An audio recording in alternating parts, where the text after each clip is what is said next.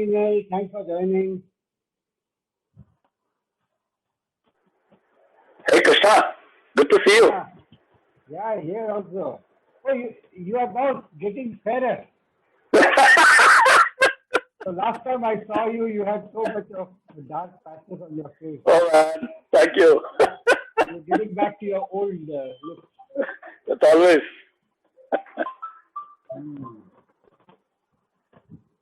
We have Meenal. Meenal is also from Bangalore. Hi, Krishna. First of all, happy birthday once again. Thank you. And happy to be here. Yeah. So our hero is Param today. Okay, so somebody who has really won so many battles in life. So I thought we should celebrate that today. Yeah.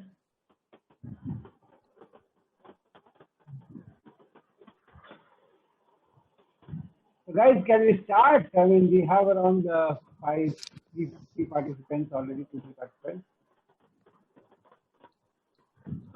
So I'm missing my Nano Health team. Yeah. Krishna, maybe give it another 2 minutes. Just waiting for some more people to join and then we can start.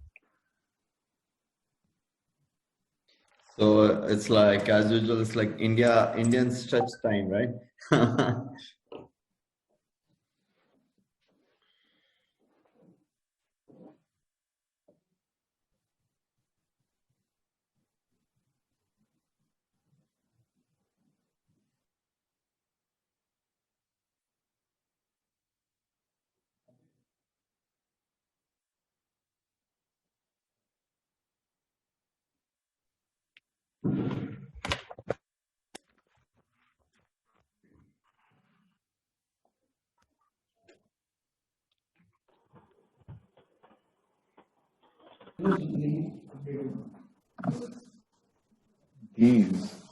Krishna, can you hear me? Yeah. First of all, happy birthday to you. Thank you. So Krishna Prasad is also a pharma veteran, and today he owns a company called Cito Pharmaceuticals. Awesome. Hi, thanks for joining. Thanks a lot. And Mr. Krishna Rao actually is a part of Hyderabad Management Association. He's the co-convener for a couple of committees there, including the membership development as well as the IT initiatives this year. Right. And he has been a great asset for us. He has been giving many inputs as to how to refine. So Manish is my neighbor. Actually, Manish house is just 100 feet away, but we speak on phone and we do Zoom calls. Thanks to COVID, all of us do that anyway. Well, great. Yeah, right now a little far away in office, but oh wow, okay. Oh, that's also not far away. It's just maybe 1 kilometer away. So Manish is an IIT Bombay and ISB, and he founded this Nano Health. And Bill Clinton, fell in love with him, and then they kind of made Nano Health a big setup. Oh, that's great. Yeah, nice to know that. Thank you. May not be the best statement to make right now. I mean, given everything that's happening in US. Yeah. But yeah, we can get started. Yeah. Yeah. Good. So good evening, all of you. Let me see. Oh, we have quite a few participants, and my association with Manish is very long. In fact, maybe around 6-7 years now. From ISB days till now, and Nano Health was a company that he founded, which was to make health a priority or make health a preventive process. Basically, he helps you gauge what is lying ahead for you. And today we have realized the true meaning of health is wealth. And till month of Jan or Feb, I don't think anyone was really bothered about why health, why immunity, and last 6 months, I think the way we have been hit, never in the Earth's life it has happened. I mean, the way the entire globe stopped. And this is where I think we bring in the importance of the component of health even for the corporate sector. And in my own experience, I have seen a lot of these high risk cases, if they don't take adequate care in the beginning, and one fine day it really hits them very hard. And I have a good case in point, a negative case. I had a chief marketing officer of a company who was doing almost more than 10 to 15,000 crores of business every year, and regarded as a high risk in a cardiac case. But typically his answer would be, oh, I don't have time. You know, whenever, and the business pressure, the revenue pressure, the targets were always pushing him hard. And one fine day he suffers a heart attack, he's advised bypass surgery, goes into completely seclusion for a period of 6 months. Company replaces that position, and he later takes a hell of a lot of time to get back to his career. And when he does, it doesn't come the same way it was. A little bit of care would have really prevented. And as I speak about this one, I also have the hero of the day, Parameswaran. Param, my association with Param is almost 18 years now. 2003 onwards, we have been colleagues and neighbors. And like I always say, Param, I would meet him at morning 6 o'clock walk, and our meetings would end at 2 a.m. with the union. Okay, so that is how we would be sitting together in AstraZeneca office. Param was diagnosed with leukemia, and typical thing would be that anybody who comes fixed with something like this would just withdraw from his life. I mean, he would just give up everything. But here is one person, I mean, who fought the disease, got the treatment, led a good lifestyle, I mean, a lifestyle that was good, without a compromise on performance. In fact, he was one of those employees in AstraZeneca on whom the entire company relied on. And today he heads another pharmaceutical company. And given his profile of traveling to Europe and the US, was never compromised because of a disease. Even in the peak of his treatment, he never stopped from doing his overseas travel. You know, typically it's a very rare to find somebody who takes on to the career, and never in my morning walk or never in those almost from 8 p.m. to 2 a.m. meetings, I ever sensed Param has a problem. You know, like he was as aggressive with the union and as aggressive with all of us, but at the same time he was fighting. And one fine day he calls up and says, I have won the battle. And that's the day when I think I really liked. In fact, then we spent almost half a day after that in his Bangalore house. And today I thought we will bring him to share the real story behind the success and the struggle behind the success and how he really did it. And one of the things which I want to highlight here is that Param is not somebody who will talk philosophy or esoteric stuff and all. I mean, he is somebody who has lived through the entire thing. And today we also have Manish Ranjan, my neighbor and somebody whom I have known for almost 7-8 years now. IIT, ISB alumnus, never chased the corporate role, never went for the corporate placement, okay, to the disappointment of the cash people in ISB, went into startup, a kind of a plunge he took, and today Nano Health is really doing, I mean, one of the big names in the country today, and with the kind of complexities they work, with the kind of background, the way they have employed the technology, the background is really, really phenomenal. And today, he offers a kind of a good healthcare for the corporate, which actually will reduce the sick leaves or even the fatigue in the employee. And if somebody really follows the good health practices, the fatigue is less and the performance is better. I mean, so that's how I have seen health. I have also seen the way the health can sometimes be a challenge, which I shared with you earlier. So today we have these two gentlemen who are going to take us through an interesting journey of what health means to each one of us in personal life, also in the professional life. And I was not very surprised to see the numbers coming in, because I still see health is not a serious subject in the country today. And even we are still struggling to get the mask on people's face. Even if you walk on the road, you still find it. So India is still evolving, and today I think we take this way forward to ensure that people pay a serious attention to health and see to it that they live happily and not get into the ventilators in the hospital.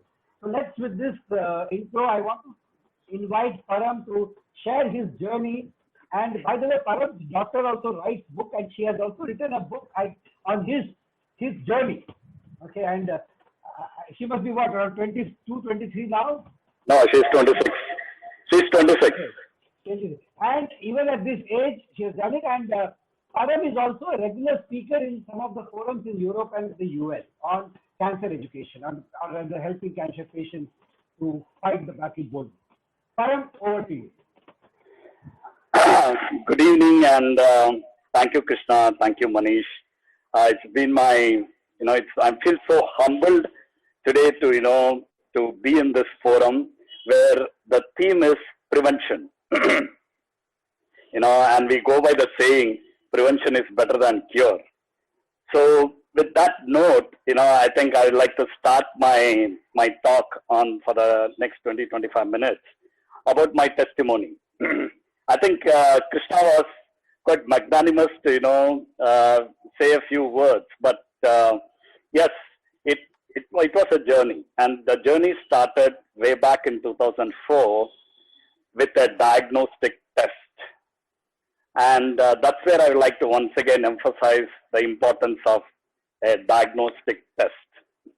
It was all a beautiful day, and as Krishna was mentioning, at that point of time in my career, I was heading a project. It was very critical for the India business operations. I was doing a kind of a tech transfer from Sweden to India, and I was leading this project all by myself, and it was something for the strategy of the company. And doing one of the impactful presentations to the global stakeholders doing here in the Bangalore site. The previous week, as a part, since we are in the pharmaceutical industry, most of you understand that we do an annual medical checkup, which is one of the regulatory need, to have your license to operate, where all the employees should be done an annual medical checkup to make sure they don't have any infectious diseases. So that's the statutory requirement.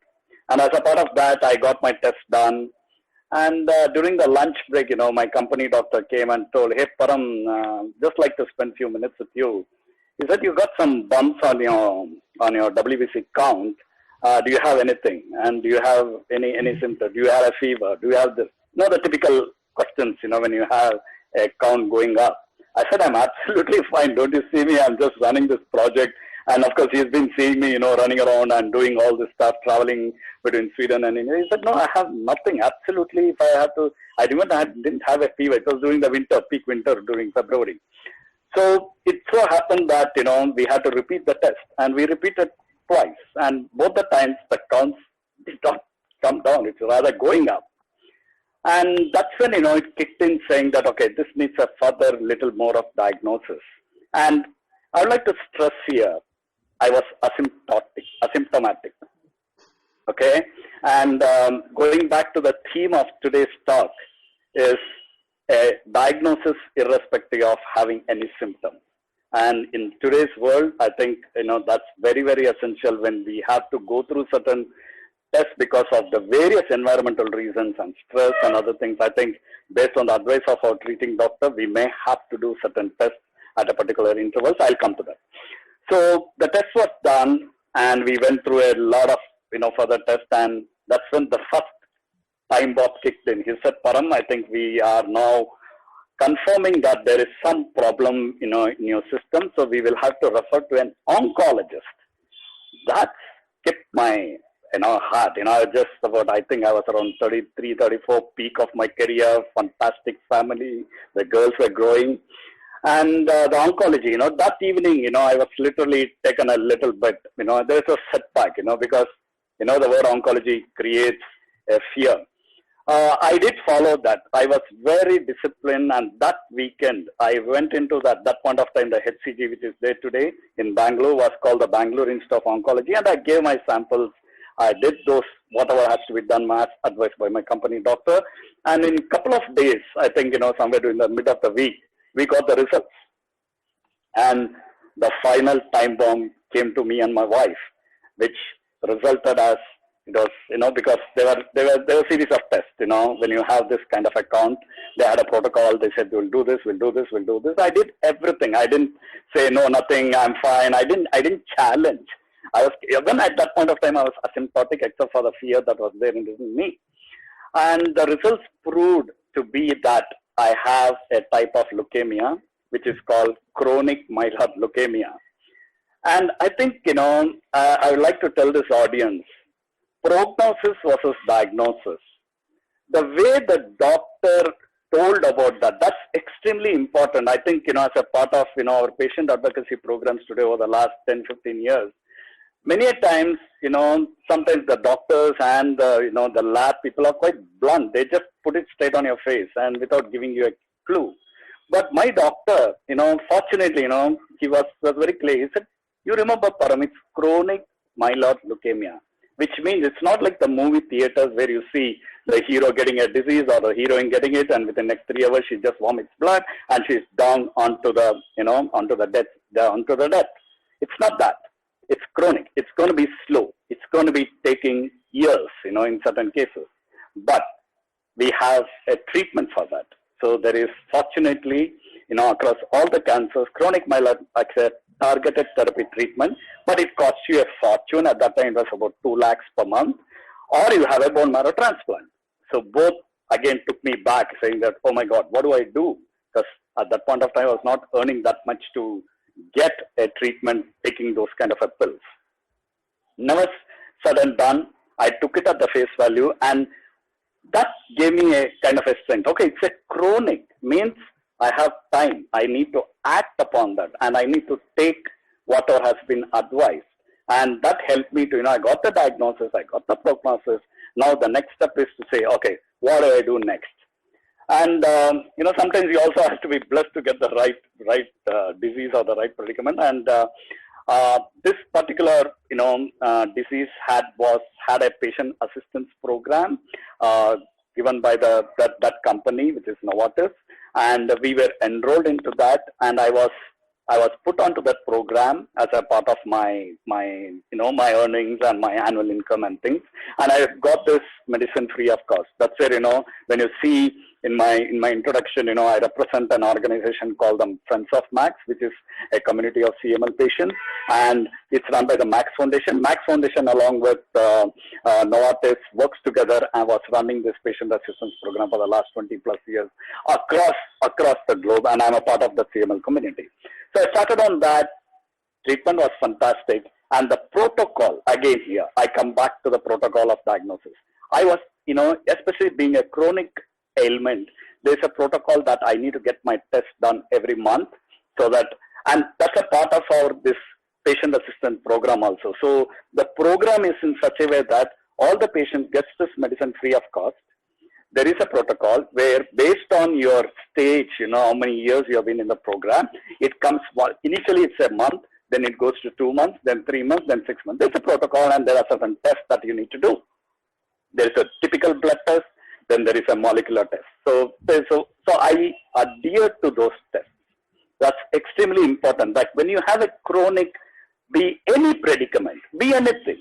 So there is a norm, because at each age, your doctor recommends, okay, but we'll say I'm asymptomatic, I'm taking my medicines regularly. What is the need to do the test? Because you are absolutely fine. But irrespective of my professional life, I was very, very disciplined to go on that particular day. And at that time, it was associated with a government institution here called the Kidwai Hospital. And you know how government hospitals are.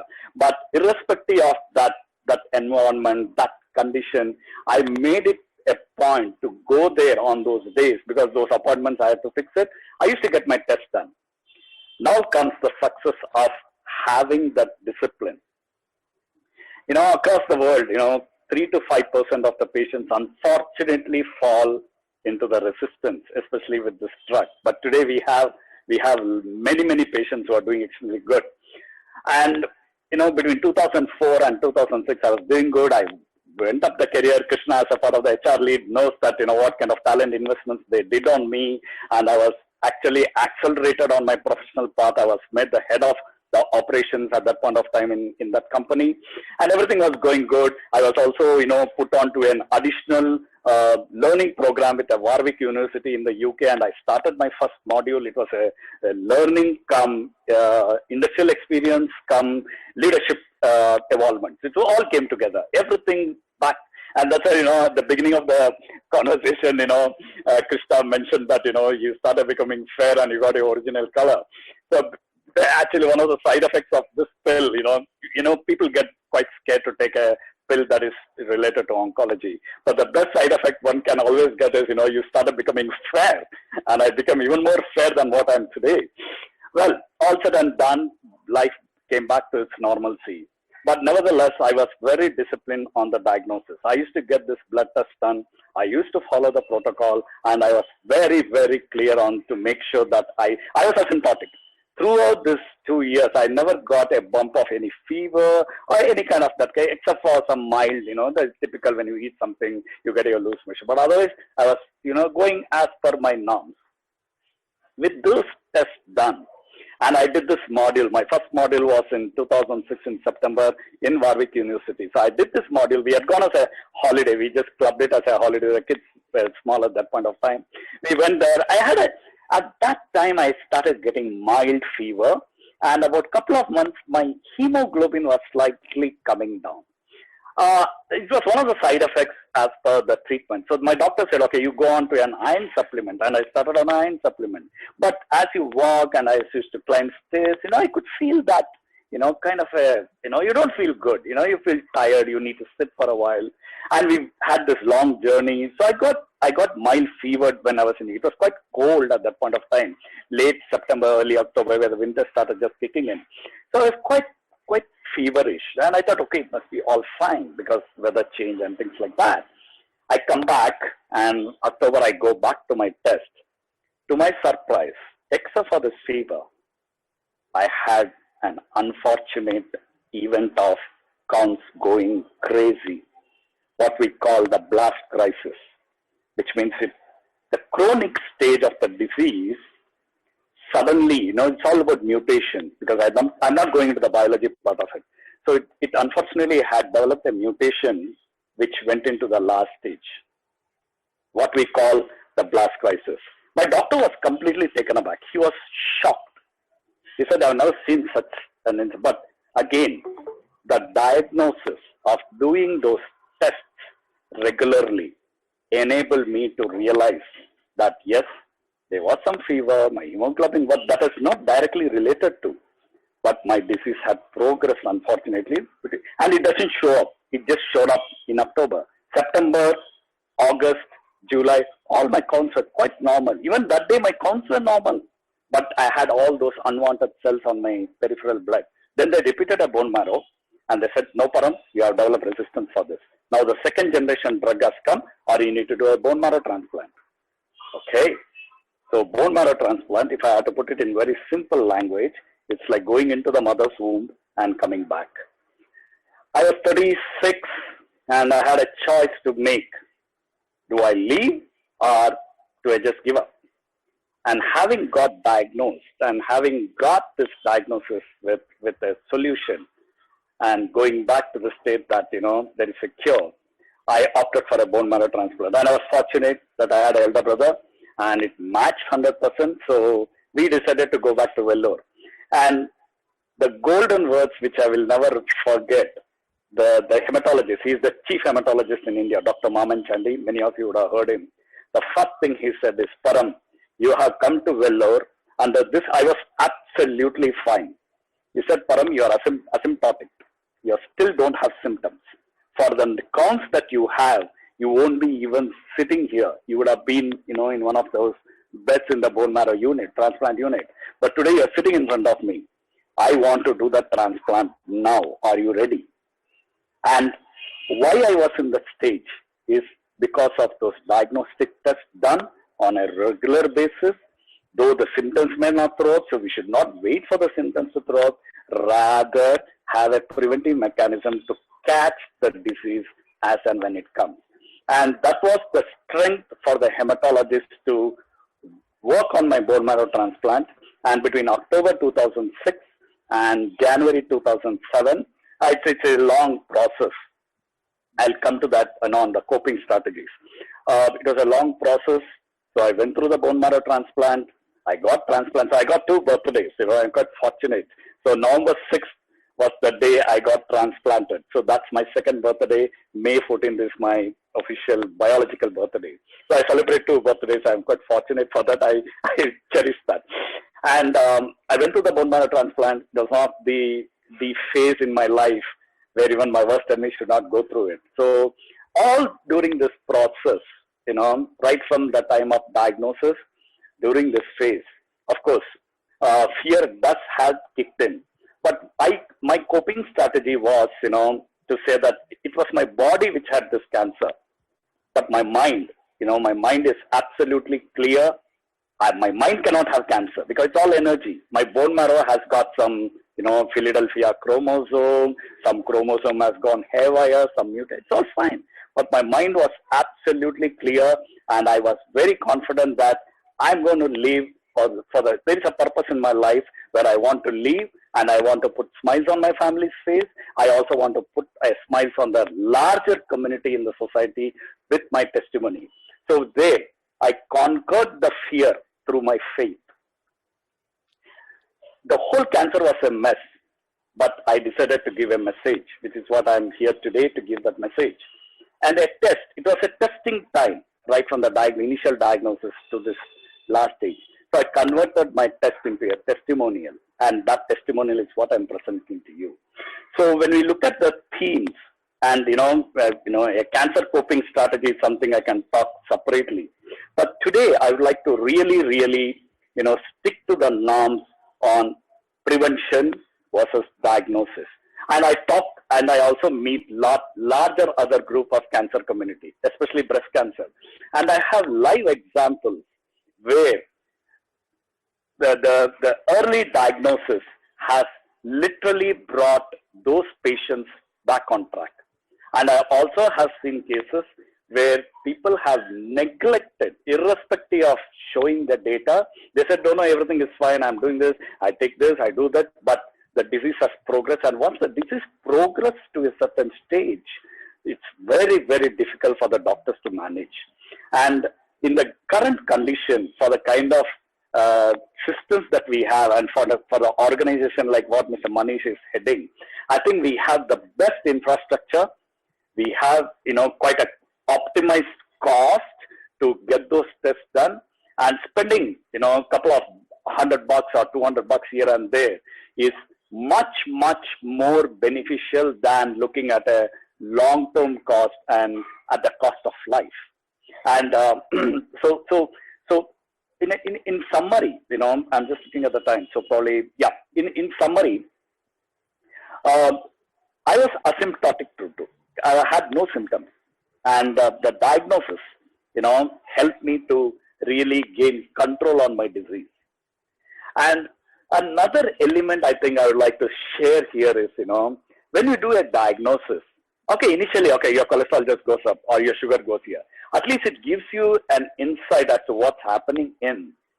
If you can really start prognosis in a better manner with the help of your treating doctor and with a larger community of patients. That's what I do with my CML community. And when they see me and when they hear me, they said, Param, so there's nothing to worry. I said, yeah, absolutely nothing to worry. This is nothing like a diabetes and a BP. You can live, you can marry, you can produce children, lead your normal quality of life. So it's how we try to take the data with the help of your treating doctor and act upon that. And I think my testimony very clearly demonstrates that. Now, its transplant is over.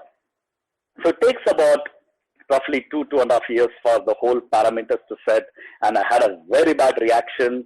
And that's when, when Krishna saw me at that point of time, I was so fair, I became pitch dark because of all the treatment and reactions and everything. And there was a set protocol because the initial days, for the first 100 days, the first year, the second year, and up to the 5th year, there's a protocol that I had to go to Vellore and get the test done. Now it's 13 years. It's going to be, this November, it's going to be, 2014 years. Sorry, it's going to be 14 years. And when I went last, about a year and a half back, When I asked my doctor, where am I? He says, Param, you and me are the same. You need not come. But my wife is very, she's quite particular that, irrespective of that, Vellore is where we got our life. We should not lose that touch. That's one thing. But let's get this test done. And I think I tend to agree with her, irrespective of, normally, 0 to 100 days, 100 to 12 months, 12 months to 24, 24 to 60 months. If the disease doesn't come back, you're cured is what they say. But, cancer is always in remission. So better to keep check. I know that, but so continuing the diagnosis, and it's a bit expensive, but continuing the diagnosis, taking that time out from your professional work and being disciplined to go back and get your test done is something that has to be sustained. And I follow it very, very rigorously. Now, having said and done, now, from a cancer or from a leukemia perspective, all I need to do is only one test, where CML has got a particular molecular, like we are all now quite familiar with COVID. So you all hear that RQ-PCR, which is the test other than this antigen test, which is the rapid test. So the RQ-PCR goes to the molecular level to look at what's the stage of my disease. And I get it done in Vellore because, it's a lab that has been established. It's a lab that has been fully accredited. And this is something, we talk through the various diagnostic services to upgrade themselves with all the latest test protocols that needs to be done as per the development. So I go get my test done there. Now the frequency is slowly from 1 year, it has gone to 1.5. Maybe now I may go. Now I need not do it. But of course, in COVID times, I need not go. It's not an emergency, but maybe 1 year down the line, I will go and get my RQ-PCR done. And the beauty is, we all realize, during our academics, if you get a 0, how bad you feel. But for me today, when I get a 0, I'm on the top of the Himalayas. Because if your RQ-PCR is 0, means your disease is not there in your body. And that 0 number today makes me so inspired. Along with that, now with my age, what I do is, I also maintain a product because there are side effects. I went through chemotherapy. I was on steroids. I was on immunosuppressants. So obviously, there are other organs of the body, where I develop pressure, I develop blood pressure. I think there's a combination. My dad's side, most of them have hypertension. So either it's through my transplant or through my family. Okay. My mother's side, all of them are very sweet people. All my uncles have got fantastic sugars, including my brother. I was not diabetic maybe till 2000, I think 2013 or 2000. I never had sugar. But as I started working on my profession, I didn't compromise on my professional life. I'll come to the last part of my talk.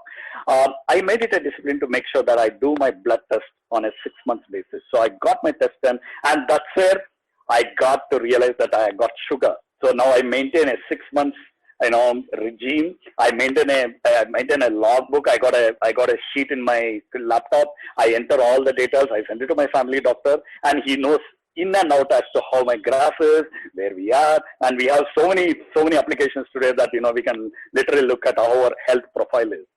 So in short, we do a lot of profiling exercise in WhatsApp, in this and that.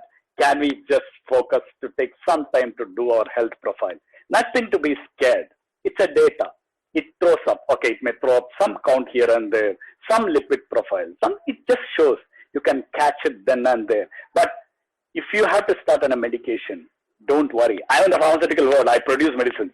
Okay, everybody has got this fear. Oh, if I take this drug, what will happen? If I take that drug, but your body has got a coping strategies. You need some intervention.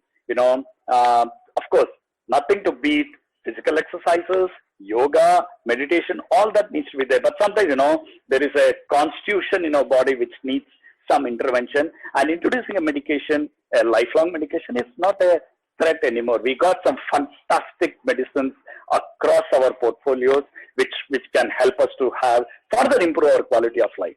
Nevertheless, I think I'd like to conclude, on the statement that the journey of my life, from a testimony perspective, cancer was not a cause of a concern. I conquered it, through the fear from a faith perspective. I, converted it into a message, and I I literally stepped up on my career. Nevertheless, I was back. I had put a date, January end, soon after Republic Day, I'll be back with a mask, with my gloves and with my tubes. I walked into the factory and I started working. And then I started making sure that I continue to achieve my dreams. I got those dreams. And today, if you ask me honestly, yes, I reached a level. I still would like to reach a couple of more levels and before I retire in the next maybe a decade or so. And I hope to meet those because the purpose of my life is what I have defined for myself, to reach that pinnacle in my career, to reach that, as a human being, add back to the community, add back to the patients, and enhance the quality of life with the help of my testimonials. And if I'm able to do that both together, I think that's something, the goal that I have defined, and I wish to continue to do that. And today, I'm so humbled and so honored for having this fantastic platform to talk through about my testimonials and once again emphasize the importance of diagnosis, which helps in prevention, which is ultimately is better than the cure. So I honestly and humbly seek against all this. Of course, I am not talking about on COVID because there's so many things, going on, and I'm not an expert on that, whether we should get tests done proactively, do the antigen, and honestly, I'm not there. So I'd like not talk about that. But yes, all said and done, we should focus to see how best we can leverage the diagnostic services and help in improving our quality of life to our own self, to our family, and the community at the large. Thank you all. Any questions? Let's continue. Thank you. Thanks, Param. In fact, for the first time, I heard the softer side of Param. Otherwise, Param is one fellow who was like, of course, in the corporate world, you're the most toughest guy around, right? But today, I think it was such a nice one. Of course, really enjoyed. Thank you. So I think what we can do is we will take the question after Manish. Manish, you want to speak, and then we can have the question in a combined way, or do you want to handle the questions now? Right. Okay. Yeah. So, thanks, Param. I think that was, very, very inspirational and so closest connection I had with healthcare was that my dad was a doctor, but he never wanted me to be a doctor because he said it's just too tough to be a doctor. And and I was working in Bangalore, in multiple countries, but every time I'll come back to actually my dad's hospital, I'll find that there's a lot more that can be done in healthcare. And somewhere, one of the things I realized was the science of healthcare has actually gone, pretty good in the sense if you reach the hospital at the right time, you can actually get better. And I think you are, great testament of that. But there are many, many people who are kind of lost, who kind of lose that care or effort to get better just because, in the long time period where they need to be disciplined about it for something which they don't feel a thing, they kind of they become indisciplined and that's when they kind of lose track. So coming from an experience where I was helping a lot of organizations improving their business process, and I was like, hey, why can't we do that for healthcare? And interesting thing, I was talking to my dad, another tough day, and he's like, Dad, we can do this, we can do that. And my dad, after a 16-hour day, he was like, hey, why don't you do it yourself? Why I am a doctor, let me do my job, which is to, consult the patients. And if you want to do all those things, why don't you do it? And that actually, kind of triggered this thing in my mind that, while on one hand, healthcare is not about doctor, it's not about diagnostic, it's not about, diet. It's actually a combination of all of it, right? And basically today, even though all the services are available, but actually linking them together with the focus on individual is absolutely not there. And and that's something which I realized that I can actually, work towards. Also had experience in, coming from the corporate world and to understand more about healthcare. And that's when actually I joined ISB. And, after ISB, basically, that was a great experience. We were lucky enough to when Hult Price or President Clinton wrote I would say relatively big check for just an idea, where it was just about, how do you solve the problem of non-communicable disease and non-communicable disease. Now we are with the COVID, we are talking about communicable disease, infectious disease, but before that, like 2/3 of all deaths were actually happening because of non-communicable diseases, and the biggest was actually cardiovascular, which is heart attacks. So, the biggest difference between the two is like COVID, why we are scared. Let's say the scare was a lot more 3 months before than it is now, even though the more people are dying today than 3 months before, is because it feels like, the death will come very soon compared to, like diabetes or hypertension, which is like, we're like, okay, it's there, but, it's the death or, the things are going to get worse a lot later on. But actually, it's pretty much the same. It's just the time gap which is which is in our mind about the importance of it. So I think earlier on we also talked about health is wealth, right? So we know a lot more about our own wealth, like how much money we have in bank. Param mentioned, okay, I've almost reached my top. We have a lot of good schemes, SIPs, banks, and every day we come up with new schemes, investment plans, and so on. But how much do we actually know about our health? I mean, do we even know how healthy we are? Of course, diagnostic, like you mentioned, is a great start. But we have now enough data that shows that even if something comes in diagnostics, only without any prodding or any, only 18% of them even move to the next step to go to the doctor. Yes. Right. So the rest of the 82%, even if they know that there is something, that they're like, I feel good and I'm good. Right. And most of the problems happen because it's all asymptomatic. And, when like diabetes, hypertension are the best example of that. Now, so again, in our experience, so with that has been the goal. And the whole idea has been that how do you solve this problem? How do you bring that, enthusiasm or motivation in people to actually just follow on simple things that they need to do for their own interest? And my conclusion has been that, unless, of course, the person themselves has to be like very, very disciplined, like Param has been, and he's like a great testament of something from that serious it has become. But for something which we consider it to be a less serious, like diabetes and hypertension, people, they don't bother to, be so disciplined about it. And the only way to get that, we have to make it, at first, the information has to be very transparent. And the other is that it really, really needs to be, very, very simple and convenient for the user. I mean, the way, after seeing like enough hypertensive people, one of our conclusions has been that why should a person who has high hypertension took a step or right or take a step left to bother to a diagnostic test or to, a doctor, because he thinks he's all great. There's nothing wrong with him. There's just one device showing bigger number. And that's pretty much. So unless we actually make things very, very convenient for the person, there are very few Params in the world right now. So, and that's, if you really want to solve that problem, that is the most important thing.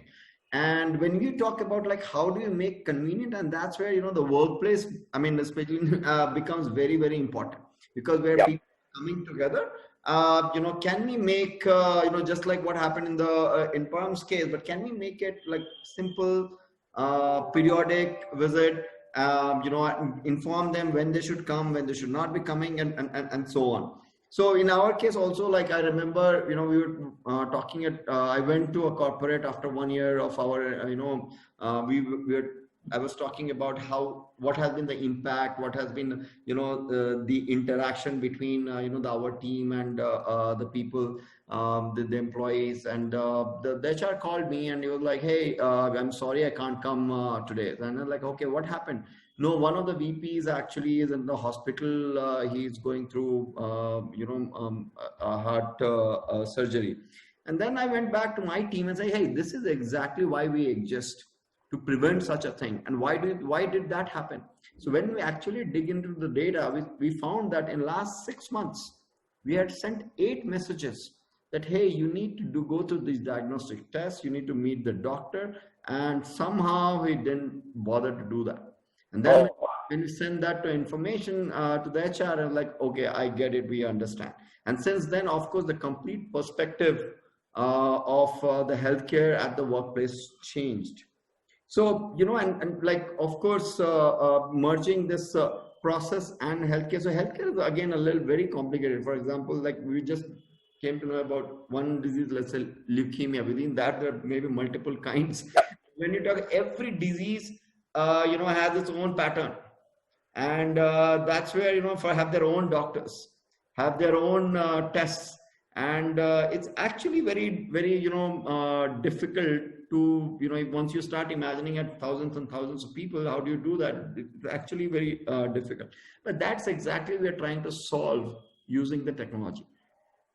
Right. And I would say that we have been quite successful so far. And in terms of not only, reducing the claims, because, somewhere we are able to identify within the entire cohort, who are the people who are the sickest for various diseases. And then we can identify that, of them, when was the last time actually they interacted with, any health system based on, their reports or their doctor and so on. So someone who was like at a very high risk and who is not interacting with the health system, then he or she is the one most likely to actually fall sick. And that's what by approaching the whole system proactively, we have been able to not only reduce claims, we are not only sick leaves, but also, the interaction between the employees and basically the HR community. Like, people, they could feel that there is something which is happening to me, which is actually adding direct value to me. So I think, Dob, on one hand, we talked about like, this is how it should ideally happen, or, we just get the health checkup done, and that's my job is done. But let the employees figure it out. But definitely, this COVID situation has again bring back health into the center of it. It's just not the test itself is not enough. And the numbers are enough to show that it's how impactful or not it is. So and that was the whole purpose of these assurance talks about like, how can we show not only about like, hey, health is wealth, or prevention is better than cure, but actually show with examples like Param to actually, we can make, it's not something which we are talking about someone in the next house or next door, but it's actually, it can hit us. So please act today in the convenient manner before it actually hits us. So I think that was the main goal. And like even for COVID, what we have seen is like we are providing actually COVID services as well, that anyone who gets on any kind of services, home quarantine services or otherwise early on, the chances of actually getting sicker is very, very less compared to, who is like, it's just a normal fever, let me wait for 2-3 days and then I'll figure out what should be done. So I think what I have seen is, compared to, let's say, diabetes or hypertension, COVID just shrinks that entire thing into years, into let's say weeks, but very similar. So I think that's all from my side. Yeah, back to you.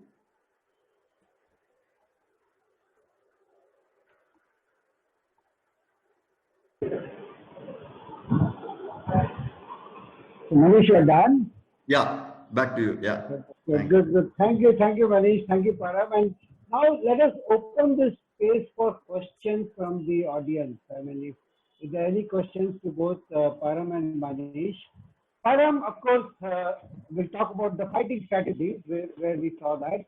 And Manish only equipped with a lot of arms and ammunition to protect yourself, and like I always say to Manish, you are like the fuel gauge in the car, So when I'm driving through the jungle, and if I know my car will stop in the middle of the jungle, if the fuel gauge says if there's not enough fuel, I stop and then I refuel it.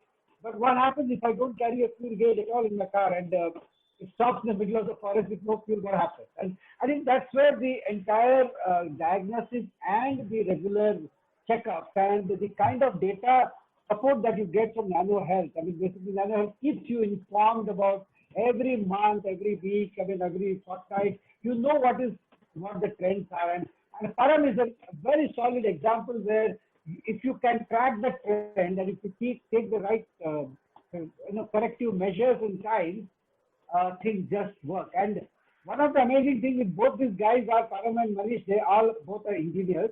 Param is a chemical engineer. Manish, I guess, is a mechanical engineer.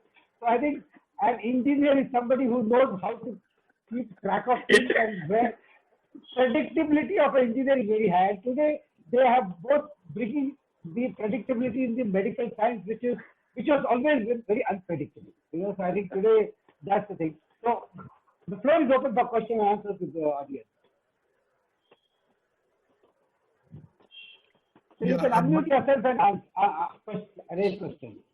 Yeah, can I ask a question? Actually, it is great to listen to Mr. Parameshwar.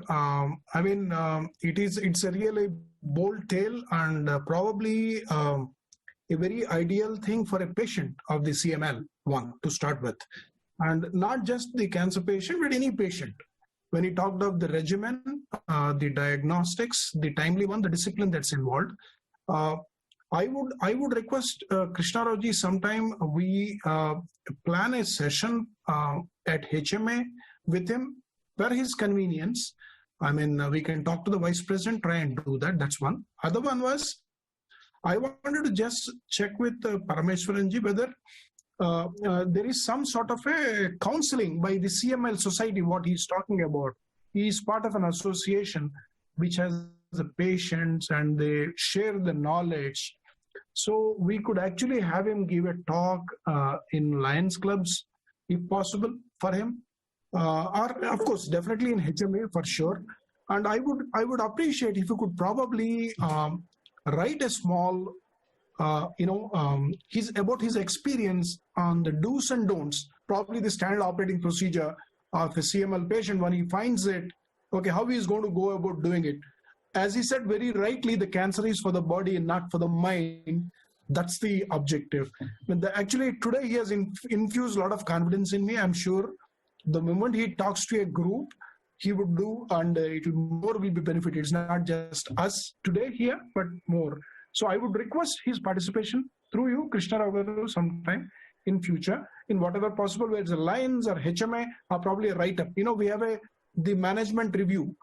He could talk about how do you manage your disease or something like that. He could talk about how leukemia is managed by him. That's a great subject and is of interest to so many in these difficult days of, the corona and other things. Thanks a lot. So I look forward to the response for it. Thank you so much. As I told you, I'm always available for such occasions. And please feel free to reach out directly to me through Krishna. And anything to be done for the community, I am there for you, sir. Fantastic. Thank you so much. Thank you. Can I go next? So lovely listening to your story, Param, and Manish, the kind of work that you're doing. I would like to connect both the things. So what I heard from Param is it wasn't just the physical treatment that he was taking and the discipline that he had. The other thing that he had was his mental strength, the purpose of life and the dreams that he kept aligned to. So, Manish, would you want to do this for the employees, for the cohort that you're saying, that it's not just the treatment or getting into that, but something to do for raising their resilience, the mental models that people hold, the way they interact with others, and therefore the kind of emotions that get generated in people and the toxicity of how those emotions affect our physical self. Yeah, I think that makes a lot of sense. And I would say that on one hand, health coaches, we have, apart from technology, we always rely on what we call as health coaches. And basically, you know, so the emotional part is taken care of by the health coaches, and basically, you know, they are expected to basically, you know, communicate or answer any queries which comes from you know, the patients. But what you are saying makes a lot of sense. And I think earlier question also, I mean, if we have like a group of you know, like a Semal society, you know, where we can bring someone like Param and you know, who have actually recovered through that through the entire journey, I think that will be very, very impactful.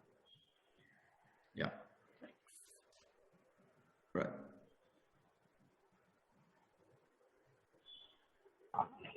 I see a few of the participants have unmuted yourself. So why don't you ask the questions, please?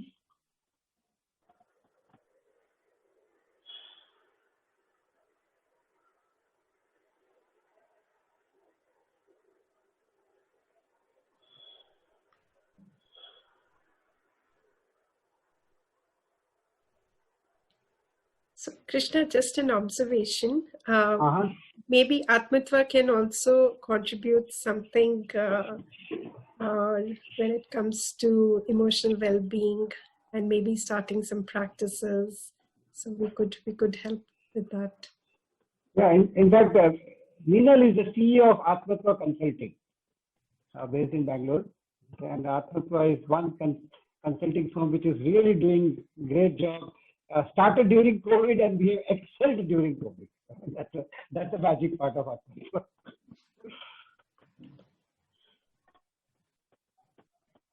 Anyone, any questions, please?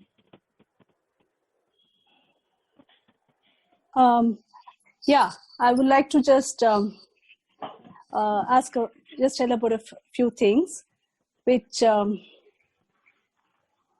I was really impressed with what Mr. Parameshwar told about his journey, and from what I gauge is he has led a very disciplined life. I mean, the protocol he has followed with all the diagnostic tests and all.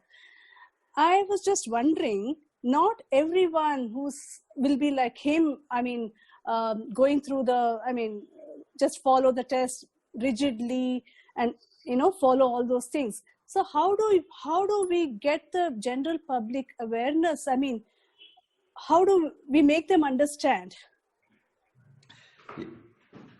Yeah, I mean, if I can take that question. So actually that's exactly what we try to do.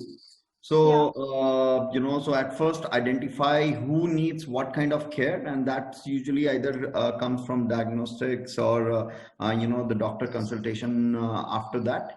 And then basically, you know, you either, I mean, like if there are more, I mean, at first doctors are definitely, you know, usually ensure that they to explain that what should be done at what time, you know. But yes, like you said, they're not disciplined, and that's where, let's say, the health coaches come in again, because I mean, and that's where the digital health also helps significantly. So it actually tells you, like Param said, you know, he maintains logbook, and that's where again, you know, that log is created by digitally, and if you don't act it by yourself, then health coaches you know, come in and say that, hey, oh, this is what you need to do, and this is the reason why you need to do this. Yeah. So Param, can I ask you, basically, I mean, of course, the fear of death is a big thing, and the fear of family suffering is a big thing. But besides this, what were your motivations, or what was that fueling you in you? I think it's a purpose to live. Okay, cancer brings death. Let's be honest about it. Okay, any diagnosis with a disease like cancer, and this is what I talk in my testimonials, and this is what we do in our patient communities and in various workshops. So death is inevitable. So I think yeah, this is what, you know, all of us at some point of time in our life have to finish our cycle and, you know, reach the abode.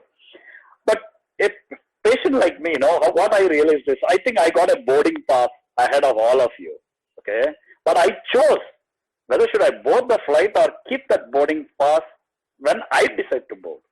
And I think, Krishna, that's what was my trigger, because I honestly didn't want to give up.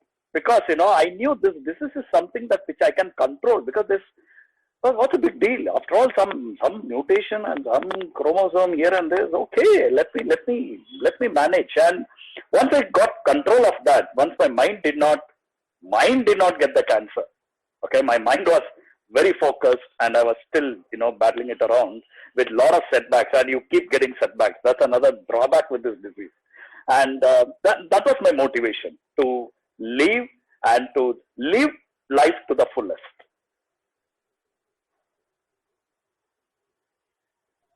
I recollect during the AstraZeneca that union negotiations that around 9 p.m. or 10 p.m. this guy will take a break. He says, "Oh, this is my time to just take this one."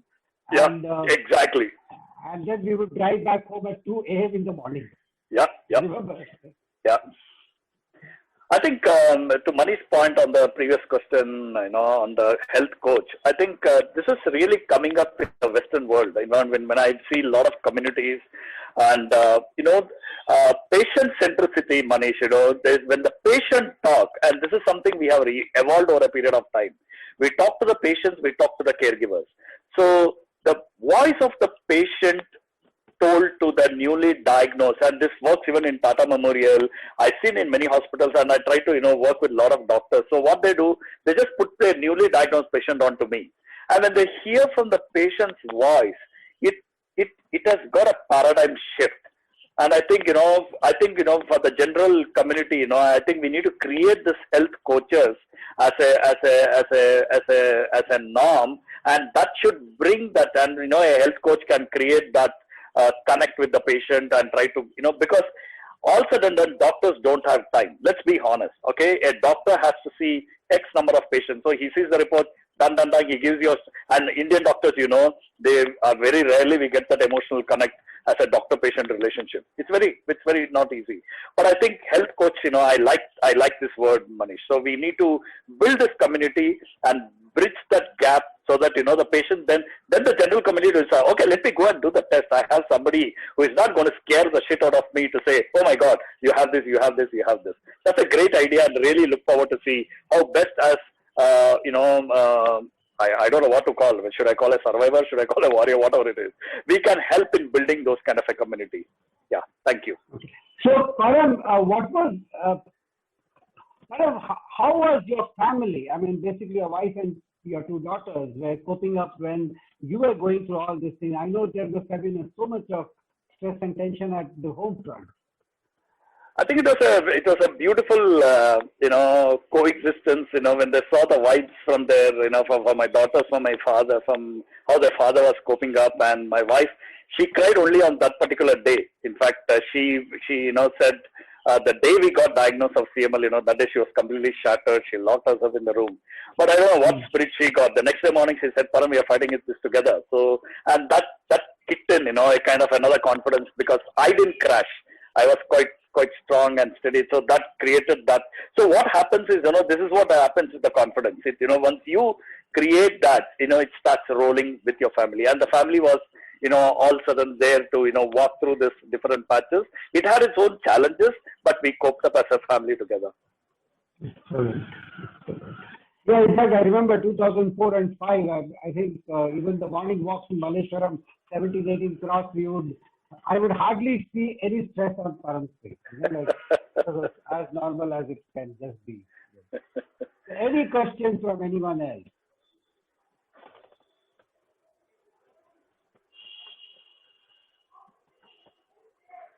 So if nobody is speaking, I would like to add a little bit, Param. I'm really inspired. What made me come to this webinar was when Krishna described about your journey. And yours was a life-threatening one where, the heart actually sinks in. What I wanted to bring in was a very small element that 2005, I got diagnosed with hypothyroid. I took medicines for 11 years. And I was told that this is a lifelong medicine you have to take. And I just didn't want to do it. And 5 years back, I started with Art of Living practice. And I gave up my medication in 2016. I remember the day my daughter was in Vellore and I was driving there. While coming back, my hands were numb when I was driving, but I did not get any diagnostic tests done. I just had this faith. This is going to go away. I don't need it now. And 1 year later, when I got the test and my vitals were totally within the range, and it really feels very nice. So the moment Krishna said, I was like, I would want to meet such a person who's gone through so much. I know the kind of questions, the doubts that come, and I also know the power of keeping yourself focused on what you want, no matter what the world is saying, but you doing what you want and overcoming that. That's a beautiful feeling, and I know you would be living in it for quite powerfully. Yep. Thank you. Well Yeah, in fact, I remember every time he would have to fly to Sartalia, you wouldn't come and Sweden. Every time he has to go to Sweden. Sweden was a very long flight. I mean, you go to Frankfurt and then Frankfurt to Stockholm.